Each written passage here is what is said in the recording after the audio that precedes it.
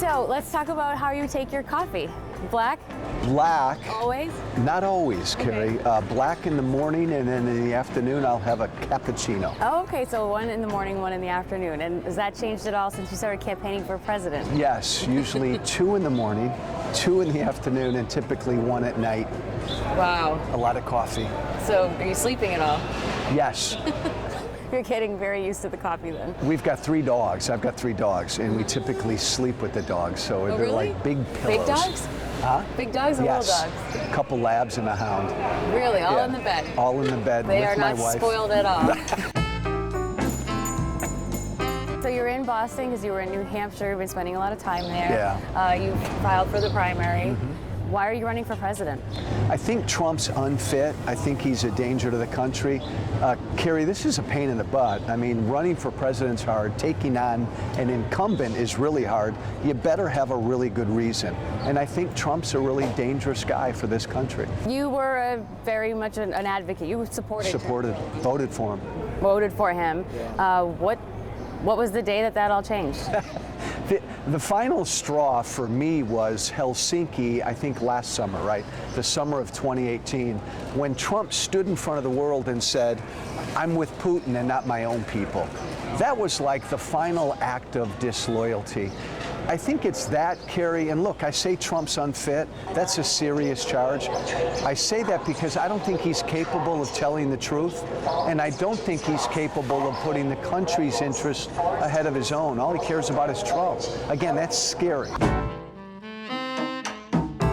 So tell me your story. What brought you to this moment? A lot of people may have supported him and don't any longer. They're not necessarily running against him. How'd you get to here? Well, I had hoped all year. I was in Congress, and then I've been on the radio the last few years.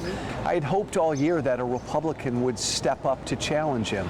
Because, Carrie, most of my former Republican colleagues in Congress, they feel the same way privately about Trump that I do. They're just afraid to say it publicly. Nobody stepped up. I wrote an op-ed in the New York Times in early August pleading for a Republican to step up. Nobody did, so I did. Was this always something you thought about doing? You know, when you were a young person going to school and then grad school, when did, politics come on your radar? Well, I've always loved politics. My mom, who passed away this past summer, loved American history, American politics. She gave me that love. It was an honor to be in Congress. I've always been into policy and issues, but I never thought I'd run for president. So give me more of your backstory. Home life, childhood. Born and raised in suburban Chicago, big old family of 9 kids, 7 boys and 2 girls. Where do you fall? Right in the middle. Okay. The problem child in the middle of 9. My mom and dad, who I adored, just lived great long lives. They both died in the past year and a half. I had a great upbringing, good normal upbringing, and I spent most of my life involved. I taught, I did a lot of social work in Chicago, on Chicago's South Side, helping low-income kids with their education and employment opportunities. And I've always been fascinated by this country and this country's history. It was Obamacare that motivated you to get into politics in the first place? It was. I've got 3 kids. They're old now. I mean, older. They're in their early 30s and late 20s. I was angry about all the debt.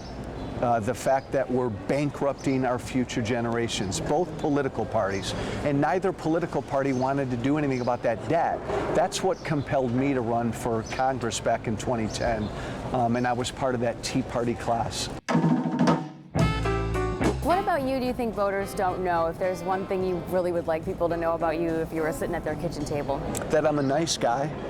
Because I think, Carrie, a lot of people think of Joe Walsh as this crazy Tea Party guy who went to Congress and said a lot of crazy things. I'm actually a pretty normal, nice guy. I just believe passionately in the things I believed in, that I still believe in, and sometimes I get carried away, but I'm actually a pretty normal guy. Any one thing about your campaign you want people to take away from this conversation? Yeah, be brave. Our campaign slogan is be brave. Kind of weird, kind of interesting and unusual. The point is that I think most people agree with what I say about Trump privately. They're afraid to say it publicly. We want them to be brave enough to come out. This country's in real danger. We got to get rid of this guy.